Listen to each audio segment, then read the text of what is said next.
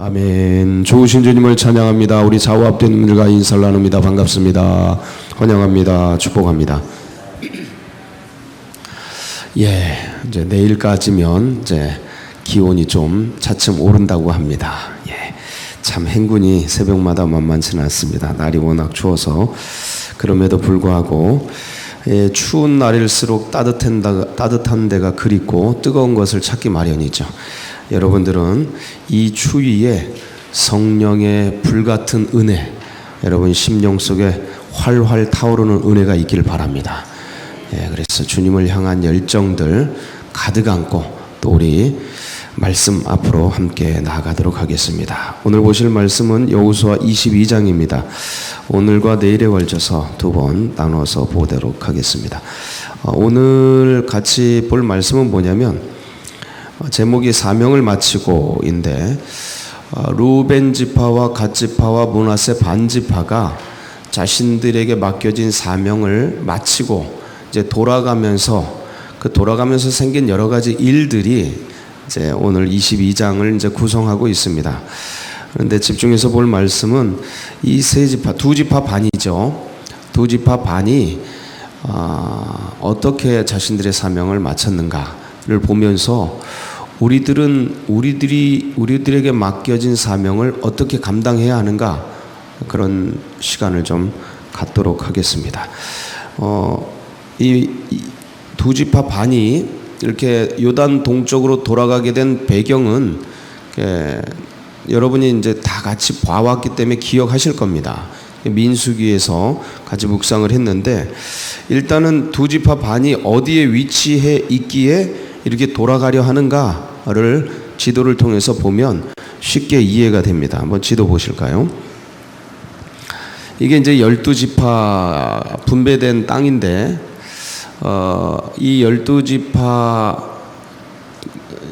나눠지기 전에 이 요단강을 중심으로 이쪽이 요단 동편입니다. 동편, 이쪽이 요단 서편이죠. 근데 여기가 이제 가나안이죠. 가나안인데 이쪽에 루벤 지파하고 므낫세 지파하고 루벤 지파랑 갓 지파랑 므낫세 반 지파가 땅을 분배받았습니다. 언제 어떻게 분배를 받느냐, 이제 이런 것을 이제 파악하는 게 굉장히 중요한데, 루벤 지파와 갓 지파와 므낫세 반 지파가 이렇게, 므낫세는 굉장히 큰 땅을 받아요. 큰 땅을 받고, 여기 므낫세 왜 반 지파라 그러냐면 반이 이쪽에 있고 또 반이 이쪽에 있습니다. 그래서 므낫세는 두 땅을 차지해요. 그래서 이쪽 동편을 반 지파, 서편도 반 지파, 이쪽 반 이렇게 해서 루벤, 갓, 므낫세 반 지파 이렇게 이제 차지하게 되는데, 자, 민수기 말씀을 좀 보면 이들이 왜 이 땅에 있게 됐는지가 이제 나오게 됩니다. 민수기 한번 볼까요? 32장 1절에서 5절이거든요. 보도록 하겠습니다. 시작. 루벤 자손과 갓 자손은 심히 많은 가축대를 가졌더라. 그들이 야셀 땅과 길르앗 땅을 본즉 그것은 목축할 만한 장소인지라. 갓 자손과 루벤 자손이 와서 모세와 제사장 엘르아살과 회중 지휘관들에게 말하여 이르되, 아다롯과 디본과 야셀과 니무라와 헤스본과 엘르알레와 스밤과 느보와 부온 곧 여호와께서 이스라엘 회중 앞에서 쳐서 멸하신 땅은 목축할 만한 장소요, 당신의 종들에게는 가축이 있나이다.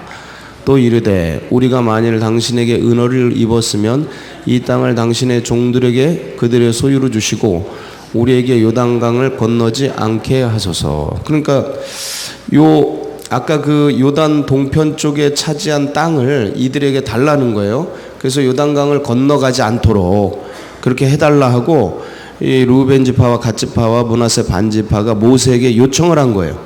그러니까 이게 화를 많이 냅니다. 이때 모세가 무슨 소리냐, 여긴 약속의 땅이 아닌데 건너가야지. 니네들 또 가데스 바네에서 있던 것처럼 정탐꾼들 10명들이 그 땅 무서워가지고 우리 메뚜기 같다고 말했던 것처럼 니네 또 우리 이 공동체에 힘을 빼려고 하느냐, 그러면서 아주 야단을 쳐요. 야단을 치는데 그때 이 루벤 지파와 갓 지파와 므낫세 반 지파가 그게 아니고요, 모세 어른 들어보십시오 하면서 얘기했던 게 뭐냐면 32장 민수기 32장 16절로 23절이에요. 보겠습니다. 시작. 그들이 모세에게 가까이 나와 이르되 우리가 이곳에 우리 가축을 위하여 우리를 짓고 우리 어린 아이들을 위하여 성읍을 건축하고 이 땅에 원주민이 있으므로 우리 어린 아이들을 그 견고한 성읍에 거주하게 한 후에 우리는 무장하고 이스라엘 자손을 그곳으로 인도하기까지 그들의 앞에서 가고 이스라엘 자손이 각기 기업을 받기까지 우리 집으로 돌아오지 아니하게 싸우며 우리는 요단 이쪽 곧 동쪽에서 기업을 받아 싸우니 그들과 함께 요단 서쪽에서는 기업을 받지 아니하겠나이다. 모세가 그들에게 이르되 너희가 만일 이 일을 행하여 무장하고 여호와 앞에서 가서 싸우되 너희가 다 무장하고 여호와 앞에서 요단을 건너가서 여호와께서 그의 원수를 자기 앞에서 쫓아내시고 그 땅이 여호와 앞에 복종하게 하시기까지 싸우면 여호와 앞에서나 이스라엘 앞에서나 무죄하여 돌아오겠고 이 땅은 여호와 앞에서 너희의 소유가 되리라마는 너희가 만일 그같이 아니하면 여호와께 범죄함이니 너희 죄가 반드시 너희를 찾아낼 줄 알라. 이렇게 해서 이제 모세가 허락을 하게 됩니다. 이제 우리가 선봉대를 맡아서 일단은 여기 아이들 그리고 가축들을 잘 이렇게 단도리를 좀 하고 그리고 우리가 저 요단 강을 건너면서 전쟁에 나아갈 때 우리 두 지파 반이 선봉대를 서겠다. 그러니까 이 땅을 우리에게 달라 하고 이제 딜을 하는 거죠. 딜. 사업으로 말하면 딱 이렇게 그 딜을 하는 거예요. 거래를 하는 거예요. 그랬더니 모세가 들어보니까 너무 괜찮은 거예요. 그래? 그럼 그렇게 해라. 그 대신 꼭 앞장서야 된다. 너네 가다가 또 딴소리 하면 안 된다. 언제까지냐면 다 우리 12지파에게 땅이 분배될 때까지다. 나머지 9지파 반이 땅을 다 찾을 때까지다. 그러니까 알겠습니다 하고 딱 이제 수용을 하게 된 거죠. 그래서 거래가 딱 끝났어요. 그렇게 하기로. 그래서 단도리를 하고 요단강을 건너갑니다. 누가 맨 앞장 섰겠어요? 두 지파 반이 이제 앞장을 서는 거죠.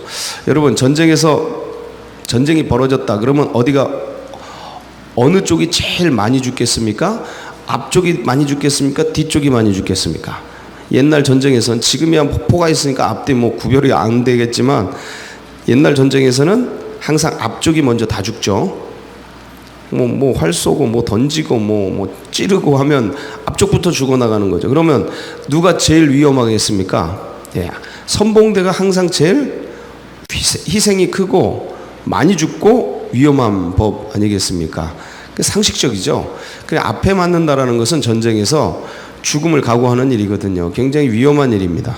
근데 이제 이 두 지파 반이 그렇게 하겠다고 이제 결정을 했어요. 그리고 7년 전쟁이 시작됩니다.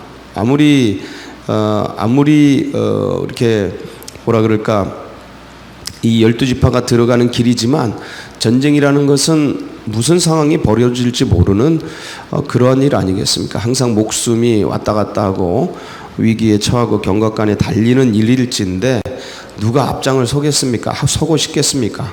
근데 이들이 7년 전쟁, 하여간 오랜 시간의 전쟁 속에서 항상 앞장을 서서 싸우고 전쟁하고 그리고 성을 공략하고 땅을 차지하고 이런 일들을 행해 나가는 겁니다.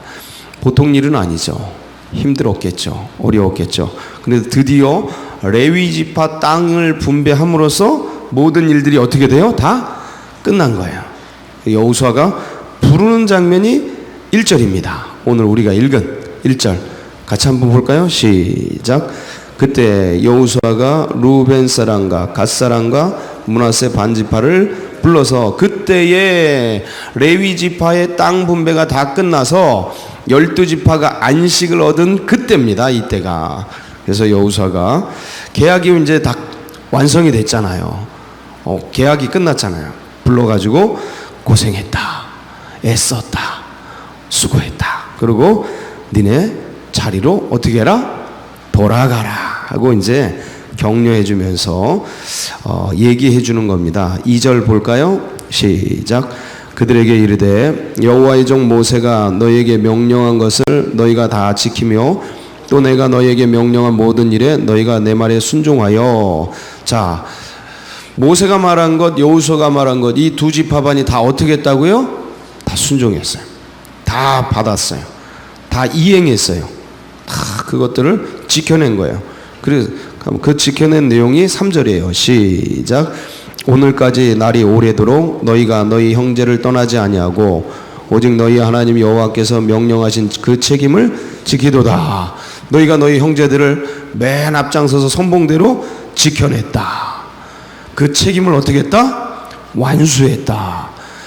여러분, 우리가 맡은 직분들이 있죠. 맡은 사명들이 있습니다. 그 주님 오시는 날까지 자꾸 죄송합니다. 주님이 오시는 날까지 그 사명을 다 완수해야 할 줄 믿습니다. 그 사명을 딱 붙들고 이루어 드려야 합니다. 그래서 이제 돌아가라 4절이죠. 4절 볼까요? 시작.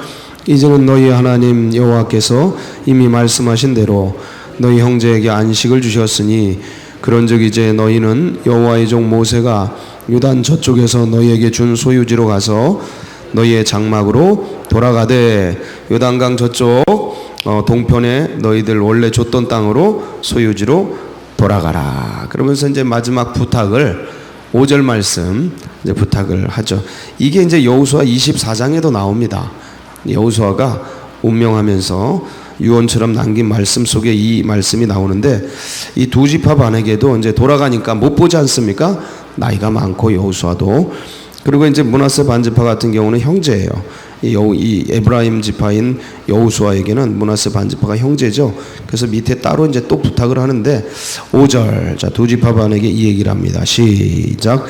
오직 여호와의 종 모세가 너희에게 명령한 명령과 율법을 반드시 행하여 너희 하나님 여호와를 사랑하고 그의 모든 길로 행하며 그의 계명을 지켜 그에게 친근히 하고 너희의 마음을 다하여 성품을 다하여 그를 섬길지니라 하고. 다 그래서 이제 돌려보내는 거야. 2차 저차에서 니네들 이런 거 많이 가지고 가서 그들을 만날 때 니네 가족과 그런 것 만날 때 사람들을 만날 때 그들을 기쁘게 해라. 그러면서 그동안 이제 전리품을 이제 가져가게 하는 것, 챙기게 하는 것들 밑에 얘기 나오고. 그 지난 7년간 목숨을 걸고 사선에서 이 일들을 감당했습니다. 이게 두 지파반이 맡겨진 사명을 이제 끝까지 해냈죠. 이제 끝까지라는 게 어느 때까지입니까? 끝까지 말씀하신 대로 이루어질 때까지가 끝까지입니다. 그래서 내가 힘들어 여기까지 이게 아니고 내가 자의적으로 한 그때가 아니고 말씀대로 약속대로 되어진 그때까지 12지파가 다 안식을 얻죠. 그래서 끝까지 충성을 다했어요. 그리고 맡겨진 사명을 온전히 감당했죠. 여러분, 주님의 사명을 가지고 가는 길이 결코 호락호락하거나 쉽지는 않습니다.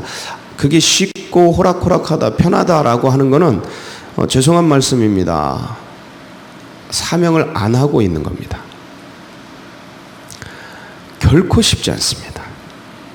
주님이 우리에게 주신 이 사명은 결코 쉽지 않습니다. 항상 목숨을 걸어야 되고요. 이 두 지파반이 목숨 건 거 아니겠습니까? 선봉대에서 화살이 날라오고 창칼이 날라오는 이때. 이런 거예요. 우리에게 맡겨진 영혼 구원의 이 구령의 전쟁은, 이 영적 전쟁은 항상 사선에 선 작업이에요. 그래서 누군가의 어떤 말 한마디가 나를 치명상을 입힐 수도 있고요. 이런 일을 안 하고 있으면 여러분, 이런 사명을 감당하고 있지 않으면 다칠 일이 없고 상할 일이 없고 목숨을 걸 일이 없어요. 이런 일을 안 하면 그냥 내 신앙 가지고 이거 지키는 것 정도로 싸우는 거죠. 내 인격 연마하는 그런 신앙이 되는 거죠. 그건 기독교 신앙의 반절도 안 온 거예요. 기독교 신앙의 본래적인 건 이거예요. 내 영혼 구원이 아니에요. 그건 이미 이루어진 거죠. 주님이 나를 위해 십자가에서 이미 죽어주셨죠. 그걸 믿은 거죠. 믿은 내가 그리스도 안에서 이미 완성이 돼 있죠. 이 소식을 뭐 하는 거예요? 전하는 거. 이게 사명인데 이걸 안 하고 내 인격 연마하고 있어요. 한국 크리스찬들이 빠진 오류가 뭐냐면 이걸 무슨 유교의 인이 예지신 인격 수양의 도구로 기독교를 쓰고 있어요. 복음을 쓰고 있어. 그거 굉장히, 그건 불교도 아니고 유교도 아니고 이건 뭐 샤머니즘도 아니고 기독교가 뭐 이런 게 다 있어요. 결코 그런 거 아니다. 기독교는 이미 그리스도 예수 안에서 내가 구원받았다. 이 구원의 소식을 전하는 거예요. 근데 전쟁터예요. 싫어해. 거부해. 난 샤머니즘 좋아. 난 유교가 좋아. 나는 불교가 좋아. 나는 뭐 천주교가 좋아. 난 이슬람이 좋아. 나는 무신교가 좋아. 무신론이 좋아. 이러고 있어요. 막 7 족속이 사방에 깔려가지고 진지를 구축하고 기독교인 들어오면 칼로 쑤시려고 그러고 창으로 찍으려고 그러고 방패로 그냥 없애려고 그러고 기업 가면 기업, 직장 가면 직장에서, 어디 사회 가면 사회, 정치, 경제, 사회, 문화 견고한 진을 쌓고 기독교인이 기어오르면 죽이려고 그래. 이루고 있는 이 영적 현실에 지금은 악들이 대연합을 해가지고 기독교인 이름만 들어도 아주 그냥 없애려고 호시탐탐 노리고 있어요. 이거는 그런 세상이에요. 그런데 이 세상에서 편하다, 이런 세상에서 편하다, 이런 세상에서 별로 어려움이 없다, 내 몸뚱이, 내 이 몸, 내 배 이거 채우고 이거 끌고 가는 거, 그거 내 신앙 이거 끌고 가는 것 때문에 힘들다. 그건 이제 방향이 잘못돼. 방향이 기독교 신앙의 본질의 방향에 문제가 있는 거예요. 자기 구원하라고 주께서 오신 게 아닌데. 그러니까 이 기독교, 한국 기독교의 맹점이 뭐냐면 나를 구원하는 인격 수양의 도구로 십자가를 쓰고 있다는 거예요. 와, 이 비참한 비극, 이게 온 천지에서 벌어지고 있는 일이라는 거예요. 이게 광명한 이게 사탄이 노리는 노림수에 빠져버려요. 왜곡된 거죠. 그게 아니죠. 방향을 바꿔, 눈을 열어라. 주께서 우리에게 주신 사명과 주께서 우리에게 말씀하시는 복음서를 통해 끝없이 보여주시고 창세기부터 계시록까지 끝없이 반복적으로 말씀하시는, 내가 너에게 온 것처럼 너도 그에게 가라. 내가 너에게 생명을 줬으니 너도 그 생명을 나눠줘라. 이 끝없이 이야기하는 이 말씀, 너무 단순해서 애들도 그냥 보면 알 수 있는 이 말씀을 외면한 채 이걸 내 인격 수양의 도구로 십자가를 쓰고 있으면 십자가의 도가 굉장히 의미가 퇴색되는 거죠. 그거는 불교에도 있어요. 내 인격 수양의 도구는 유교에도 있고, 그건 모든 종교에 다 있어요. 나를 인격 수양해서 나의 자아를 무아로 만들어서 참선을 해서 수양을 해서 극락의 도에 이르도록 하는 그런 도구들은 모든 종교에 있어요. 이게 사단의 괴계거든요. 나를 수양해서 도에 이른다, 이게 사탄의 괴계예요. 불가능하게. 죄인이 어떻게 의인의 반열에 갑니까? 스스로 닦아서. 가능하지 않은 그 일을 가능하다고 말하는 사탄의 속임수에 넘어가 있는 거예요. 이 종교, 모든 종교들이. 모든 종교들은 거짓이에요. 본질적으로 거짓이에요. 거짓의 바탕을 깔고 있어요. 근데 기독교마저 교회 분위기, 제가 늘 말하잖아요. 교회 그게 아니다. 이 사명을 잃지 말고 그 길을 가자. 할렐루야. 이게 좀 부담스럽죠, 이런 얘기하면. 왜냐하면 오래도록 이런 복음을 들어왔으나 이런 복음을 받는 자의 방향에 대해서는 잘 얘기가 안 되니까 이런 얘기 오면 굉장히 부담스러워. 근데 그게 아니에요. 의식을 열어서 주의 말씀을 봐라. 주님의 뜻을 봐라. 주인의 뜻을 분별해봐라. 눈을 열어서 그분이 말씀하시는 맥락을 봐라. 선명하지 않냐? 뚜렷하지 않냐? 우리 이 길을 가야 한다. 이거에 충성하자. 뭐에 충성하자? 주인이 맡기신 뜻에 충성하자. 땅에다 묻어놓고 헛소리, 땅에다 묻어놓고 주인 뜻 이거 아니었어요? 나중에 진짜 야단 맞고. 한국 교회가 참 염려스럽다. 우리가 다시 한번 돌아보고 오늘 이 말씀을 보면서 사명을 우리는 완수해야 돼요. 우리에게 맡겨주신 사명을 각자 다 달라요. 분량이 다르고 달란트의 양이 다르고 다 달라.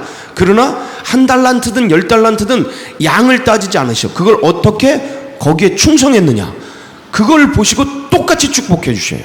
놀라운 건 그 말씀을 보면 똑같은 축복을 해 주셔요. 그러니까 우리가 받은 대로, 우리가 주님께서 주신 대로 이 사명에 충성하여서 오늘도 삶의 현장에서 이 복음을 나누고 액츠 29를 써내려가는 주의 백성들 되시길 축복합니다. 같이 기도하시겠습니다.